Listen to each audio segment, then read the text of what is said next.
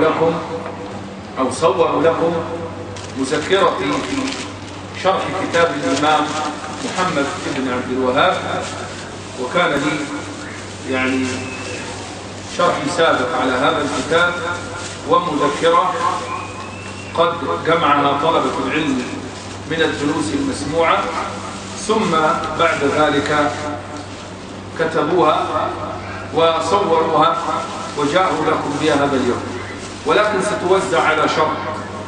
فما الشرط؟ الزعل مرفوع، لأن ما أظن أن النسخ التي معنا تستوعب هذا العدد من الحضور، ولكن على وعد.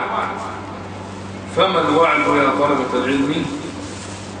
الوعد إن شاء الله تبارك وتعالى أنه بإذن الله رب العالمين في الأسابيع المقبلة سوف نأتي بأعداد أخرى كافية من المذكرة لنوزعها ماذا عليكم بإذن الله رب العالمين.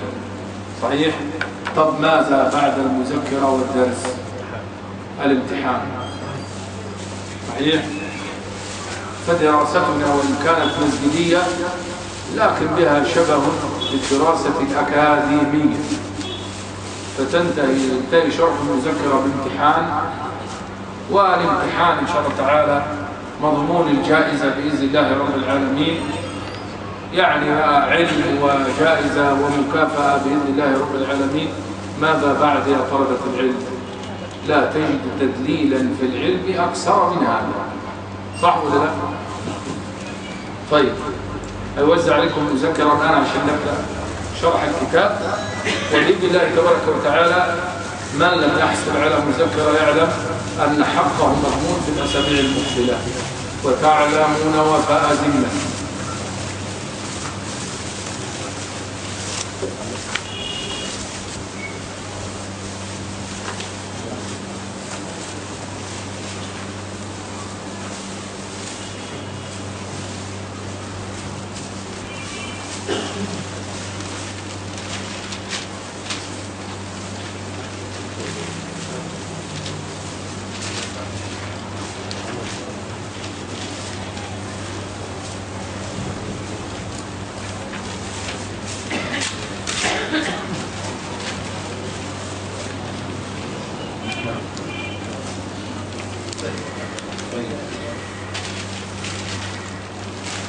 الذي لم يحصل على المذكرة يسجل اسمه عند إخواني حتى نصور له بإذن الله تعالى في الأسبوع المقبل المذكرة إن شاء الله.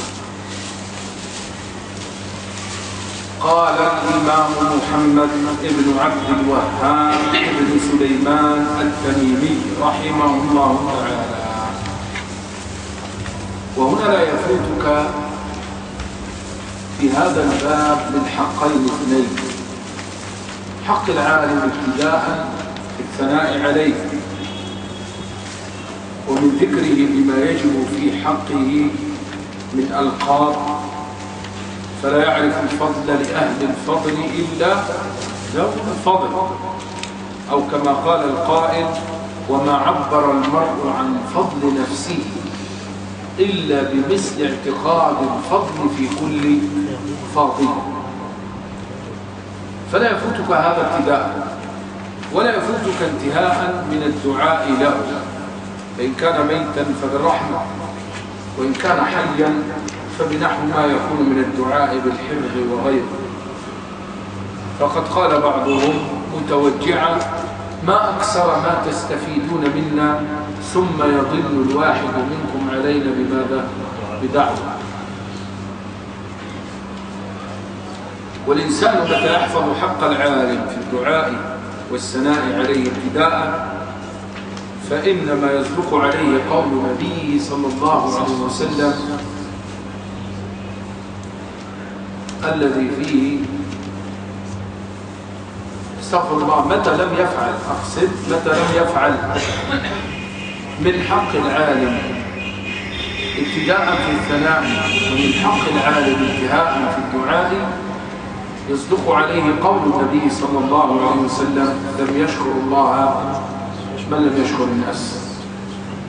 فإن من تمام شكره سبحانه وتعالى ما يشكر الناس، والعبارة التي تقول: الشكر لله وحده إنما صوابها الحمد لله وحده.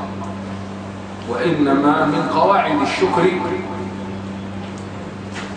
أن تشكر من كان سببا لهذه النعمة، وإن كان ربنا سبحانه وتعالى هو المتفضل أولا وآخرا، لكن جعل الله تعالى العباد بعضهم أسبابا لماذا؟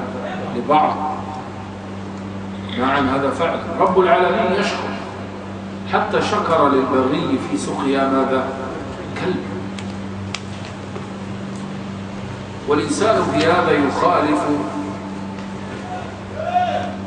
جبلة فيه، وهي أنه كفور كما وصف في كتاب ربنا سبحانه وتعالى. وقد علمت هذا كعب لا ينسى لطلحة. ماذا الذي لا ينساه لطلحة؟ أنه دخل المسجد يوم أن تاب الله عليه فقام له طلحة فماذا؟ فاعتنق. حتى أن أهل العلم أخذوا من هذا العناق فائدة، وهي يجوز القيام للقادم على أسباب. من هذه الأسباب كما لو تجددت له نعمة، يعني أخ يتزوج ودخل المسجد، ما يجي واحد يتشدد يقول لا تقوم، إن القيام ليس من السنة. نعم. رأيت قام كعب لطلحة بحضرة من؟ قام طلحة لكعب بحضرة من؟ النبي عليه الصلاة والسلام. وهذا إقرار منه ولا لا؟ يقول لي طب وأين الحديث من أحب أن يمثل الناس له قياما؟ وأين الحديث كان الصحابة رضي الله عنهم لا يقومون للنبي صلى الله عليه وسلم لما يعلمون بكراهيته لذلك؟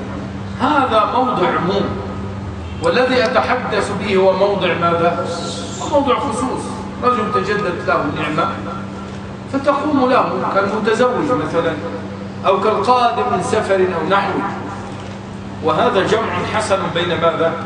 بين الأحاديث، فتعمل بحديث المنع وتعمل بحديث الجواز، فيكون حديث المنع على بابه ويكون حديث الجواز على بابه. أرأيت؟ فهذا القيام من طلحة لكعب، كان كعب لا ينساه في الشكر،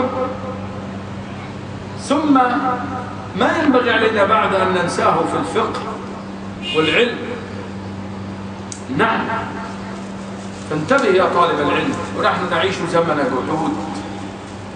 يصدق عليه قول الأول: بين النجوم أناس رفعتهم إلى السماء فسدوا باب أرزاق، وكنت نوح سفين أرسلت حرما للعالمين فجازوني بالإغراق. فهذه كلمات متوجع سمعت، فإن في زمن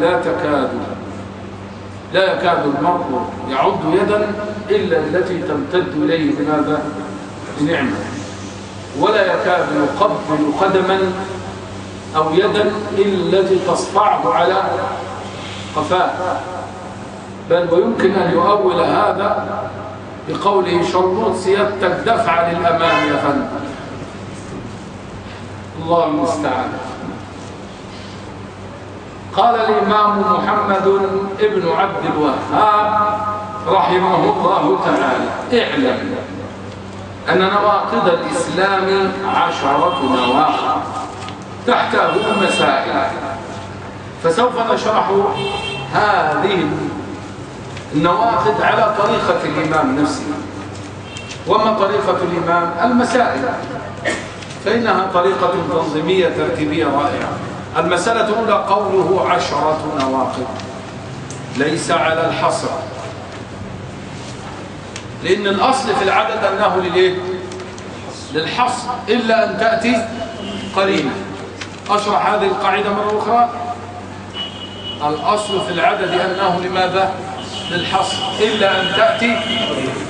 مثال: لو قلت الصلوات 5 يبقى هي كم؟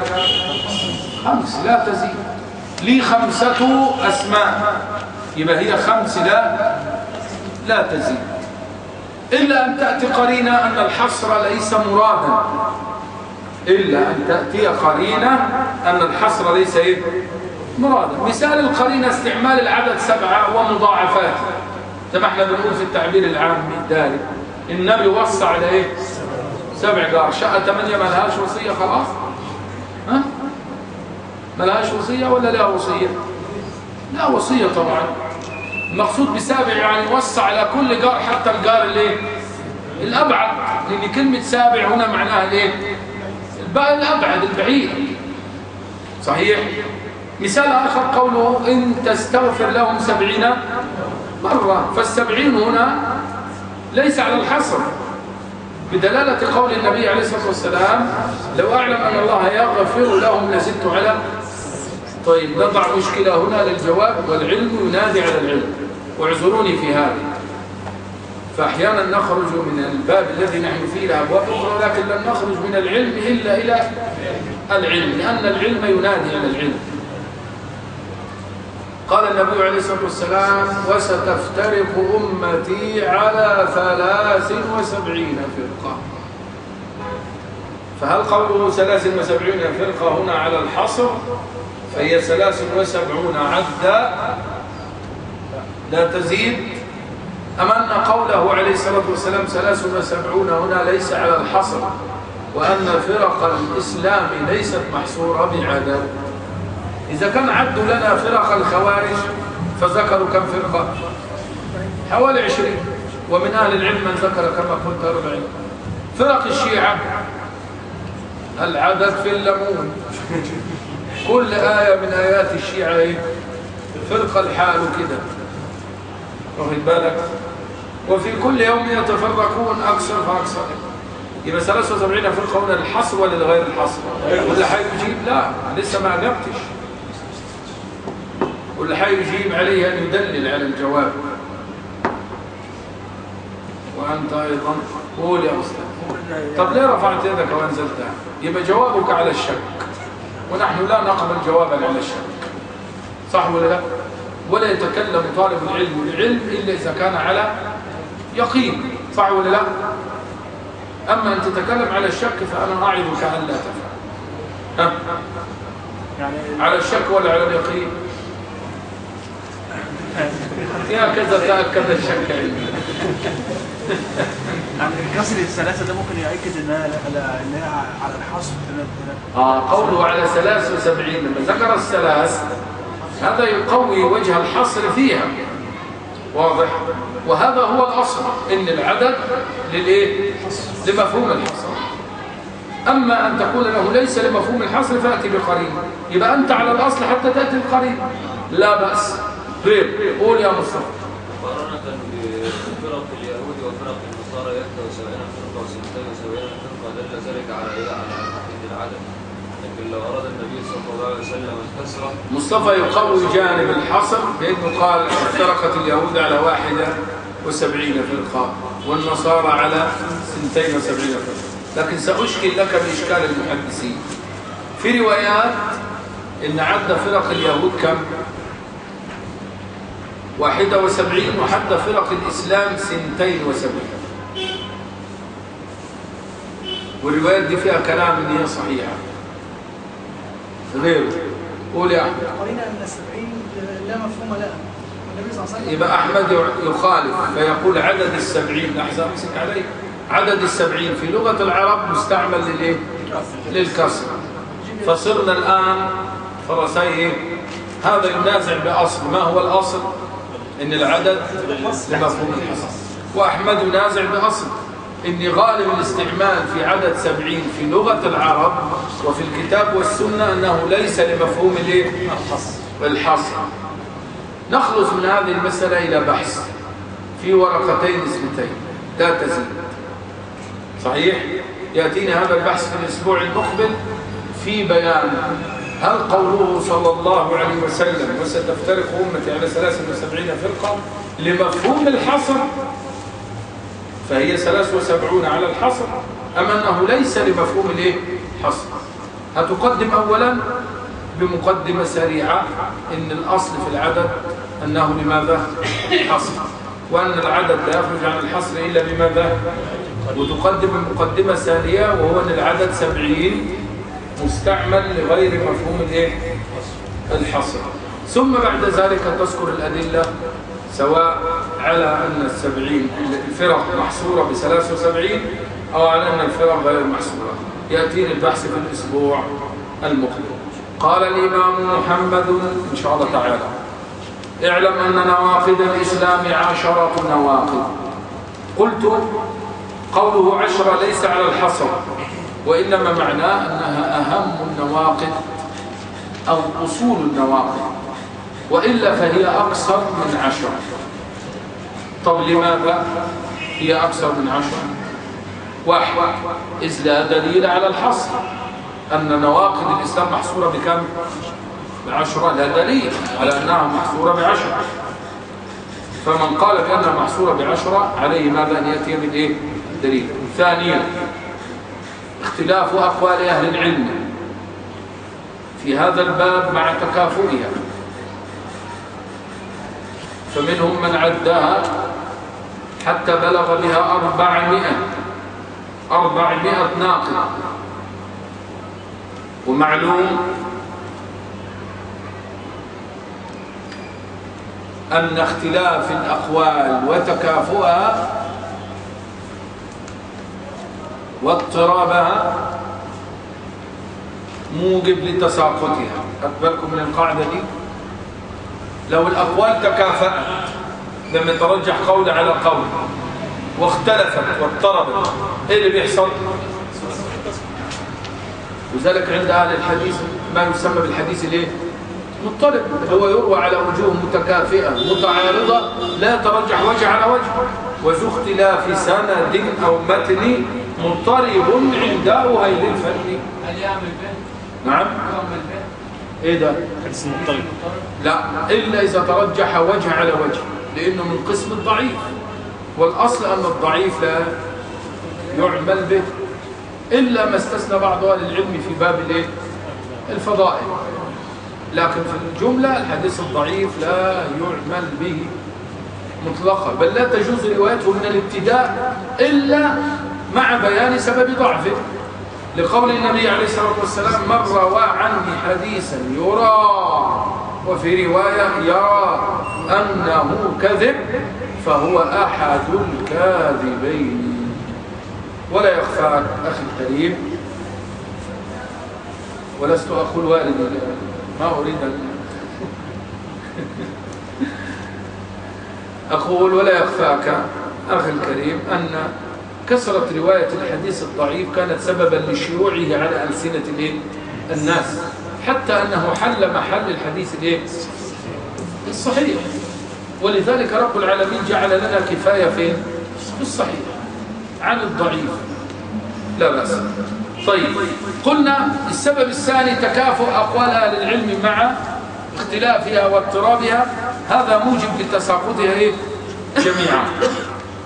ثالثا أن أحدا من أهل العلم لم يحصرها على مر التاريخ، فيكون قول الإمام هنا لا يمكن أن يراد به الحصر، لأن أحدا لم يسبقه إلى هذا الحصر، ولا دليل على الحصر. ثم اختلفت أقوال أهل العلم في عد هذه النواقض حتى بلغت في قول بعضهم كم 40 ناقضا. ثم عندي فائدة، وهي يمكن أن نعدها فائدة عارضة. ما هي الفائدة؟ هل الباطل ينحصر؟ شوف، اقرأ في القرآن الكريم، قال رب العالمين: ولا تتبعوا السبل. لكن لما تكلم عن طريقه سبحانه وتعالى قال: وأن هذا فصراط الله واحد، فالحق لا يتعدد، فماذا بعد الحق إلا لكن الباطل. ولذلك لما رمز له النبي عليه الصلاة والسلام في حديثه الشهير، رمز للحق بطريق ماذا؟ مستقيم واحد، ورمز للباطل بعدة خطوط على جانبين. وهكذا إذا كان أصل الباطل لا ينحصر، فالمكفرات كذلك أيضا لا تنحصر. ومن هنا قال رب العالمين سبحانه وتعالى في كتابه الكريم: والذين كفروا أولياؤهم الطاغوت يخرجونهم من النور إلى، ما قالش إلى الظلمة، إلى، ولا تأتي كلمة الظلمات في القرآن الكريم إلا جمعا، إشارة إلى ماذا؟ إلى كثرة طرق الباطل وتنوعها، لأن الجمع في لغة العرب يفيد شيئين: الكثرة والتنوع.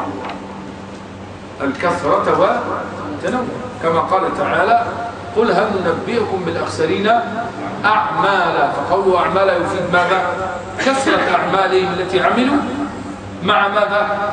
مع تنوعها. ولكن جعل الله هباء ايش؟ بما جعل الله هباء منثورا، إما بما خلطوا السنة بالبدعة، صحيح، أو إما بما فات عليهم من الإخلاص فكانت أعمالهم شركة يريدون بها وجه الله من باب، ويريدون بها محمدة الناس وثناء الناس من باب. وقال تعالى: أنا أغنى الأغنياء عن الشريك، فيما أخبر عنه صلى الله عليه وسلم. أو إما أنهم خرقوها بعد، فإن الحسنات يذهبن السيئات، وكذلك إن السيئات يذهبن الحسنات كذلك غالبا. فعليه فالنواقض ليست محصورة لهذه الأسباب الأربعة، واضح؟ ولهذا أهل العلم لما ذكروا النواقض ذكروا أصولها وأهمها. يبقى ثلاثة أسباب: أن الإمام رحمه الله تعالى لم يقصد بقوله 10 الحصر، هو أنه لم يذكر دليلا على الحصر. ثانيا أن أحدا قبله لم يحصرها. ثالثا اختلاف أقوال أهل العلم والتبع. ثم نزيد قرينة على هذا، وهي أن الباطل لا ينحصر. ثم نزيد قرينة أخرى. بماذا يا طلبة العلم؟ بأن أهل العلم لما ذكروا النواقض ذكروها إيه؟ ذكروا أصولها وأهمها. قال: اعلم. وفي قوله اعلم طريقة حسنة في الخطاب تستدعي سمع من؟ المتلقي، ولذا لا تلقي على المتلقي كلاما حتى تستدعي ماذا؟ سمعا بمثل هذا. ولكن قوله اعلم ليس أمرا، إنما هو دعاء وطلب. والإمام محمد رحمه الله كان غالبا ما يفتتح كتبه بهذه الطريقة: اعلم رحمك الله، وهكذا ونحو ذلك، فيما يستدعي سمع المتلقي.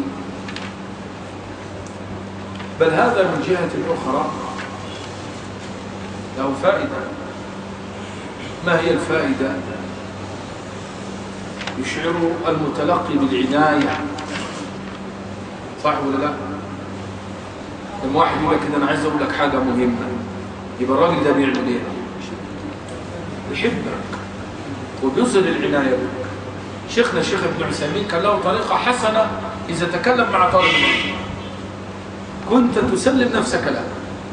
أول ما يتكلم معك: اسمع يا ولدي. أول ما تسمع كلمة يا ولدي تشعر بماذا؟ بحنو الأب وباهتمام ماذا؟ وباهتمام الوالد، فتقبل ماذا؟ فتقبل عليه، صح ولا لا؟ يا طلبة العلم، حقا نحن بحاجة إلى شيء من ماذا؟ من حسن الخطاب.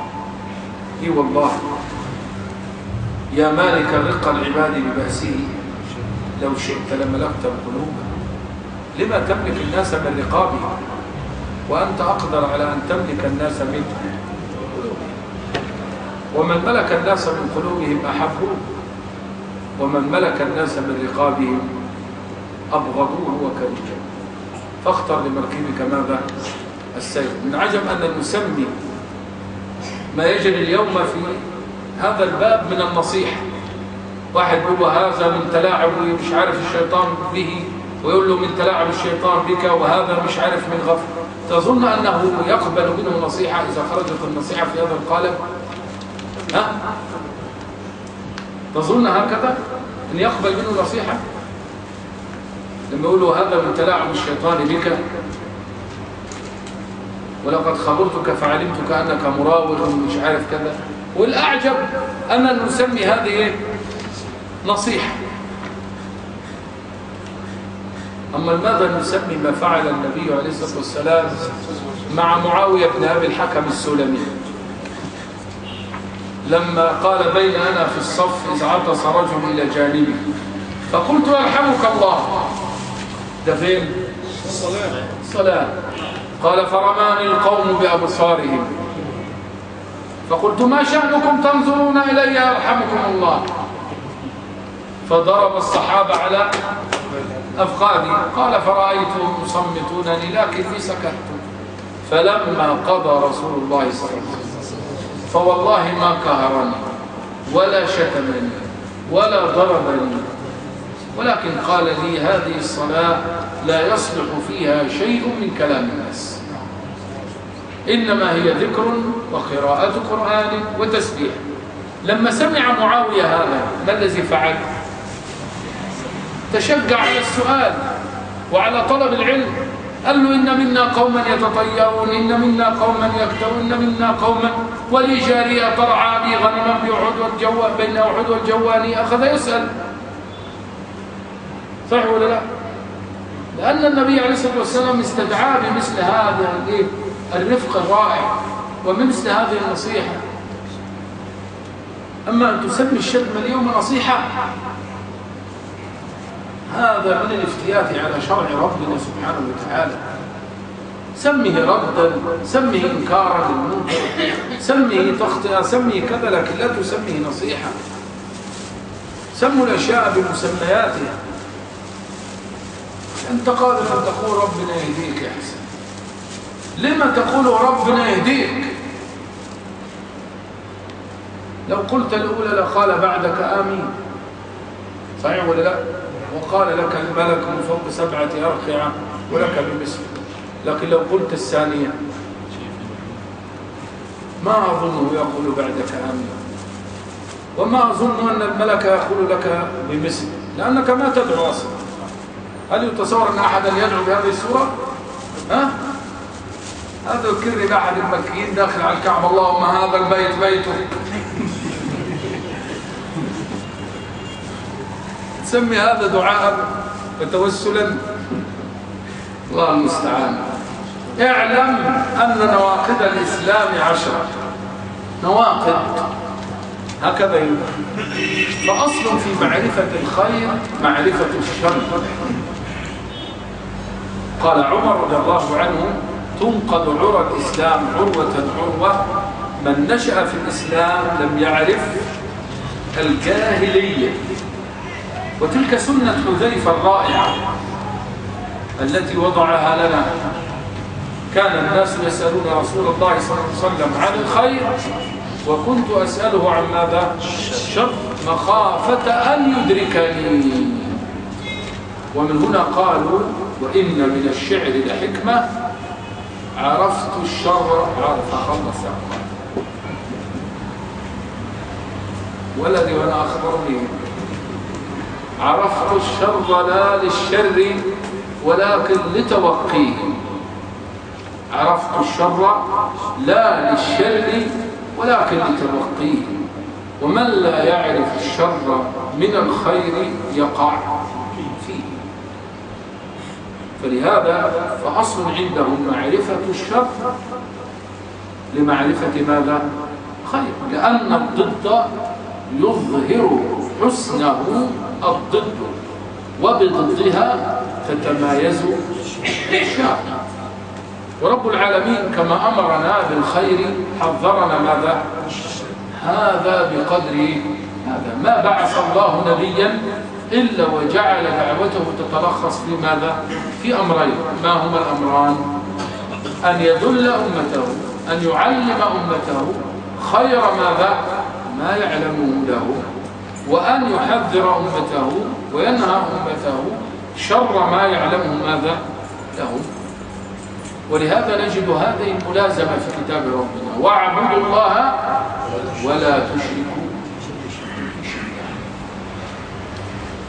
قال الإمام محمد ابن عبد الوهاب رحمه الله تعالى: اعلم أن نواقض الإسلام 10. قوله نواقض، والنواقض جمع ناقض وهو المفسد والمبطل. مفسد وماذا؟ والمبطل. ومنه قولنا نواقض الوضوء، لأنها ماذا؟ مفسداته التي طرأت عليه. وأصل الكلمة لغة من نقضت الحبل، يعني حللت برمه. حللت ماذا؟ حللت برمه. وأما اصطلاحا، يعني خلي بالك التعريف ده بقى فيه فائدة مهمة جدا، فهي اعتقادات أو أقوال. يبقى الإنسان قد يكفر بماذا؟ بكلمة. نعم، يكفر بكلمة، كما في حديث الرجلين: كان في بني إسرائيل رجلان متواخيين كان أحدهما عابدا. حديث في سنن أبي داود. واعلم أني ما ذكرت حديثا لا أتعقبه بتحسين أو نحو ذلك، فاعلم أن عليه خاتم الشيخ مين؟ الألباني. فأنا ألباني في هذا، وليس هذا من التقليد، وإنما ليس أحد أعلم بحديث رسول الله صلى الله عليه وسلم في هذا الزمان من العلامة ماذا؟ الألباني، وإن رغمت أنوف. واضح؟ الشيخ الألباني حسنه، قال: كان في بني إسرائيل رجلان متواخيين، كان أحدهما عابدا وكان الآخر عاصيا، فكلما مر العابد على العاصي قال له: أقصر. قال: خلني وربي. إيش خلني وربي دي؟ من الرجاء في الله. هو على ما عليه من الذنب يرجو ربه أن يغفر له. نعم، ولذلك أفضل ما قال الحجاج عمره كله هو ما قال في الرجاء إذ ودع الحياة: يا رب حلف الأعداء أيمانهم واجتهدوا أنني من ساكن النار، أيحلفون على عمياء ويحهم، فما ظنهم بعظيم العفو غفار. قال عمر بن عبد العزيز: ما حسدت الشقي على كلمة ما حسدت على تلك الكلمة. وقال الحسن البصري: لو غفر الله له لغفر له بهاتين كلمتين. فإذا قال: خلني وربي رجاء في الله. فقال له العابد: والله لا يدخلك الله الجنة. وفي رواية: والله لا يغفر الله له. ولاحظ وصفه في الرواية بأنه عابد، وليس من شرط العابد أن يكون ماذا؟ عالما. ولهذا قال الله تعالى في بني إسرائيل ذلك بأن منهم قسيسين ورهبان، فالرهبان عباد وليسوا علماء، والقسيسون هم العلماء فيهم، وفيهم علماء. أولم تكن لهم آية أن يعلمه علماء بني إسرائيل. فالقسيسون الرهبان عباد. ولهذا لما سأل قاتل 100 نفس سأل من؟ عابدا راهبا، فقال له: ليست لك توبة، فكمل به 100. ودليل عمرو طول الدرس، ودليل كونه عابدا لا عالما هو ما قال: ليست لك توبة. صح ولا لا؟ ما ليست لك توبة، قال: ليست لك توبة، أغلق في وجهه باب التوبة، ولا يقول هذا إلا جاهل. فقال له: والله لا يغفر الله لك. فاختصم عند رب العالمين. ولا تسأل كيف، على طريقة أقوال. يقول لك: اختصموا فين دول؟ الله على كل شيء، الذي يجمعهم آخرة يجمعهم أولا ويجمعهم بين ذلك وذلك. ربنا لا يعجزه شيء في السماوات ولا في الأرض. فقال الله تعالى للعابد: أكنت بي عالما؟ أكنت علي قادرا؟ فأمر به فأدخل النار. بما أدخل النار؟ فين سبب الموجب لدخول النار؟ لأن ما قاله كفر، الذي قاله العابد هنا كفر من وجهين. أين الأول؟ فيما قال لحظة لا يكون الجواب جماعيا. تفضل. تأله على الله فقال والله لا يغفر. نعم، تأله على الله فقال والله تأله على الله، والتألي على الله الكفر بقوله لا يغفر الله لك. ولذا قال الله تعالى أكنت به عالما، كنت عليه قادرا. وثانيا دعوى الغيب، لأنه قال والله من أعلم. ومعروف أن ادعاء الغيب كفر ولا ما هو كفر؟ كفر صحيح. فمن ذهب إلى عراف أو كاهن، من العراف أو الكاهن؟ الذي يدعي معرفة الغيب، فصدقه فقد كفر بما أنزل على محمد صلى الله عليه وسلم. فالرجل قد يكفر بكلمة. فإذا النواقض هي اعتقادات أو أقوال أو أفعال. نخلي بالنا أو يبقى لا يلزم في كون الفعل مكفرا أن يكون المرء ماذا؟ معتقدا. ولا يلزم في كون القول مكفرا أن يكون الرجل ماذا؟ معتقدا. يعني يكفر بكلمة ولو لم يعتقد، كمن هزأ بالرسول صلى الله عليه وسلم وسخر منه. وهل يلزم في الفعل أن يكون معتقدا؟ لا يلزم. كمن قطع المصحف وماذا؟ وألقاه، طبعا مع علمه أنه مصحف ومع عمده للفعل، دي مسألة ثانية. العمد والفعل، احنا بنتكلم الآن عن الفعل نفسه، ما بنتكلم عن من؟ عن الفاعل. يبقى لا يلزم أن يكون الفعل ملازما للايه؟ الاعتقاد، ولا يلزم أن يكون القول ملازما لإيه؟ فمن قال لابد في المكفرات أن ترجع إلى الاعتقاد فهو على دين من؟ المرجئة. لأن المرجئة لا يكفرون إلا من؟ إلا معتقدا. وأهل العلم يقسمون الكفر إلى عملي وماذا؟ واعتقادي. فلو كان الكفر لابد فيه من اعتقاد القلب لأصبح الكفر كله ماذا؟ اعتقاديا. صحيح؟ مفهوم هذه المسألة ولا لا؟ بعيدة، لا زالت بعيدة. لحظة بس يا محمد أسمع، مفهومة ولا ما مفهومة؟ ما أرى في وجوهكم فهما، إما لشيئين: إما لأن الدرس طال بكم وحضر وقت النوم، فضلا عن كون النوم في مجالس العلم أصلا سنة، أو إما أن كلامي فيه شيء من ماذا؟ من الصعوبة. الثانية: برأتم أنفسكم واتهمتموني هكذا بعد صحبة لمدة ساعتين ويزيد.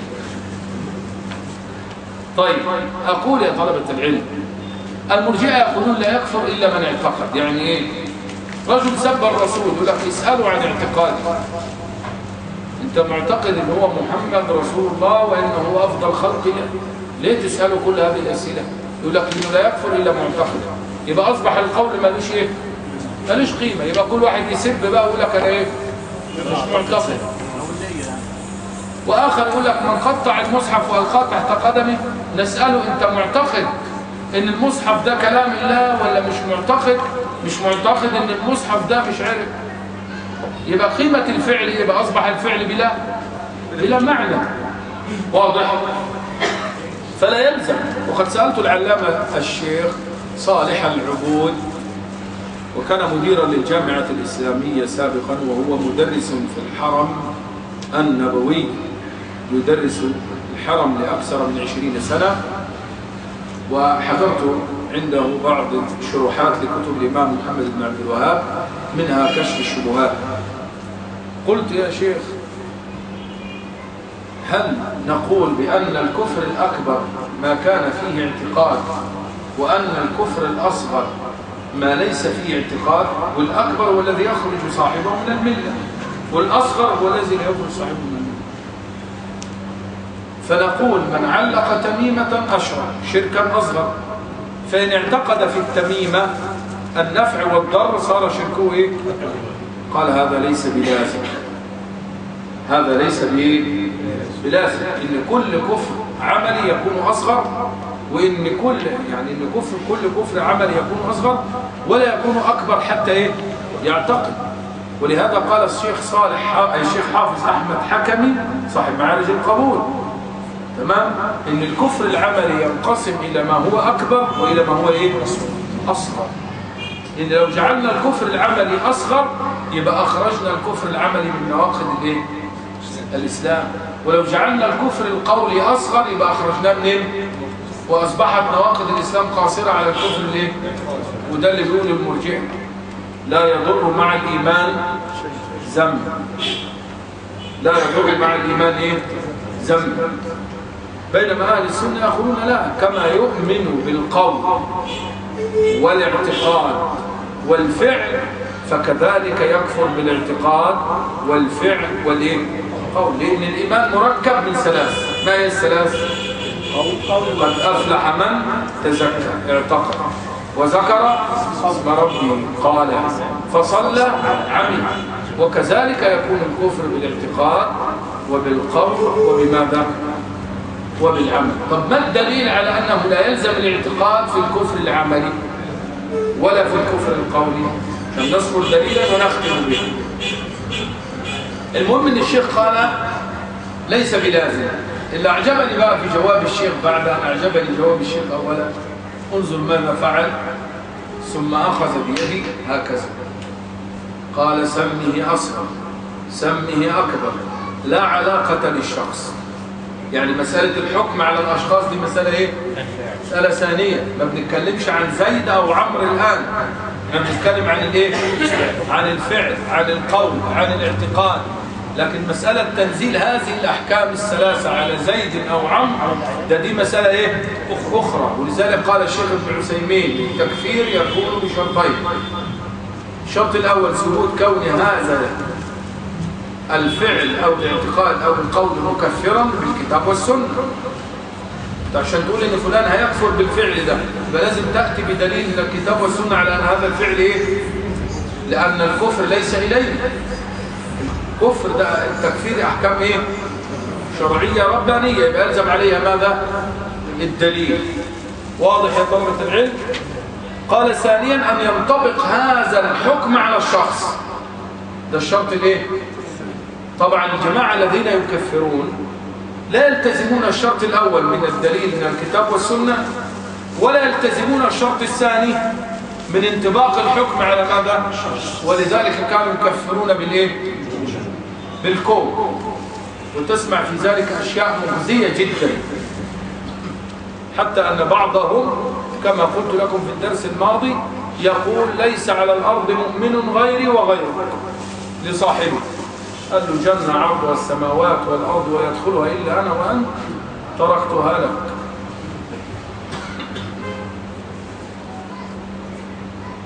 واضح يا طلبة العلم؟ طب ما الدليل؟ وأما الدليل فقوله تعالى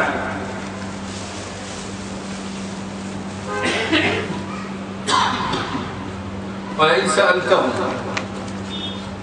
سألتهم ليقولن إنما كنا نخوض ونلعب قل أبالله وآياته ورسوله كنتم تستهزئون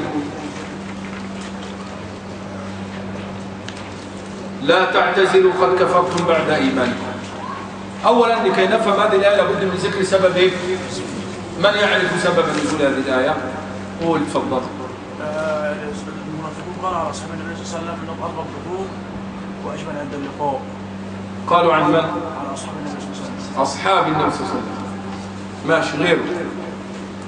يبقى يقول إن هم سخروا من أصحاب النبي عليه الصلاة والسلام. نعم. سخروا من القراء. قراء القرآن الكريم. قالوا قراءنا أرغب بطونا وأكذبنا ألسنة وأجبن عند الإيه؟ مش ده اللي بيحصل دلوقتي؟ وجعلنا القراء الآن بابا من أبواب الإيه؟ استهزاء. يقول لك الفقي يقيس المية في الزيت. بيقولوا كده. وما أكثر ما يسخر الناس من القراء. وهنا مسألة مهمة جدا، هل يسخرون منهم لأشخاصهم ولا لصفة القراء فيهم؟ لو بتسخر من شخصه يبقى هذه سخرية من مسلم وهذه ذنب وكبيرة، لكن انت بتسخر من صفة الايه؟ زي الذي يسخر من عمامة الايه؟ الشيخ لكونها عمامة، او يسخر من ملابسه التي هي هيئة شرعية أو دينية لكونها هيئة شرعية. فهم بيقولوا ده على باب الهزل، يعني ما فيش اعتقاد، ده هم بيعملوا ايه؟ قاعدين بيضحكوا.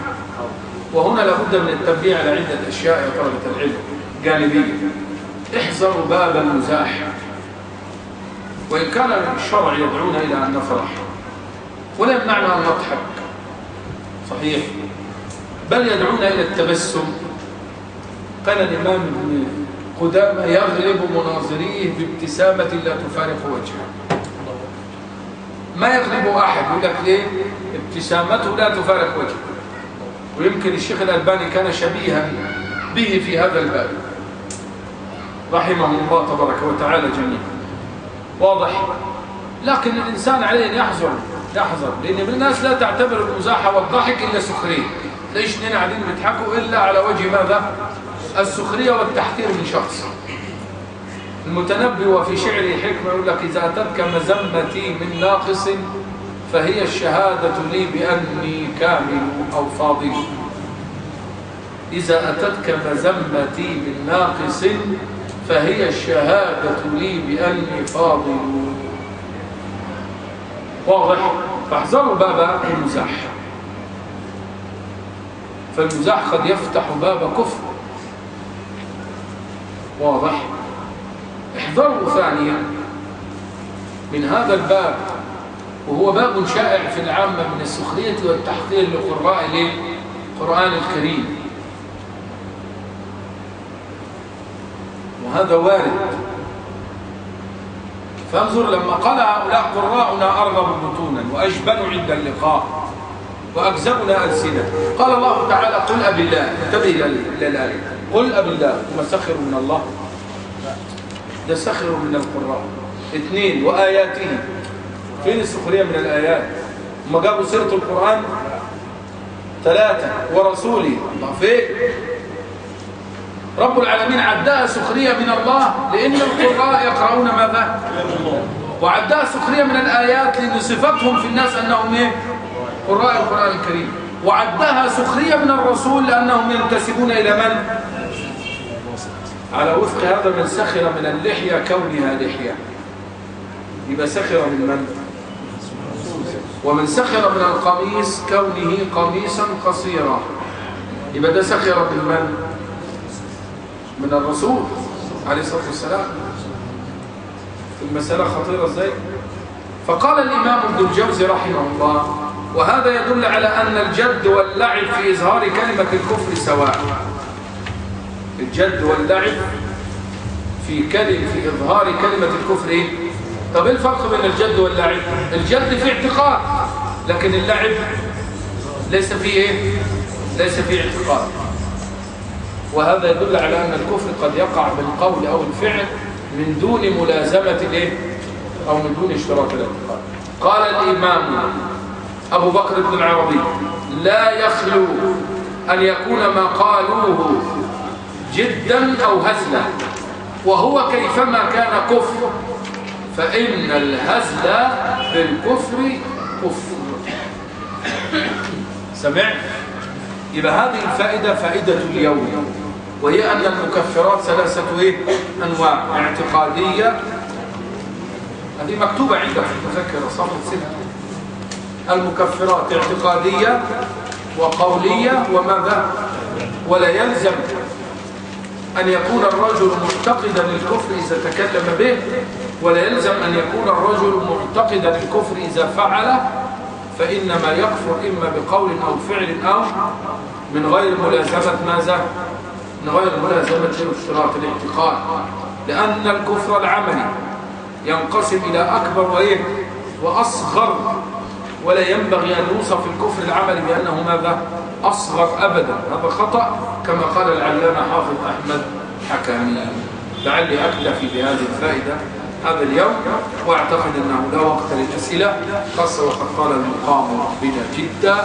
فألتقي بكم على خير في أسبوعنا المقبل، وصل اللهم إن شاء الله تعالى، وصل اللهم على نبينا محمد وعلى آله وصحبه وسلم.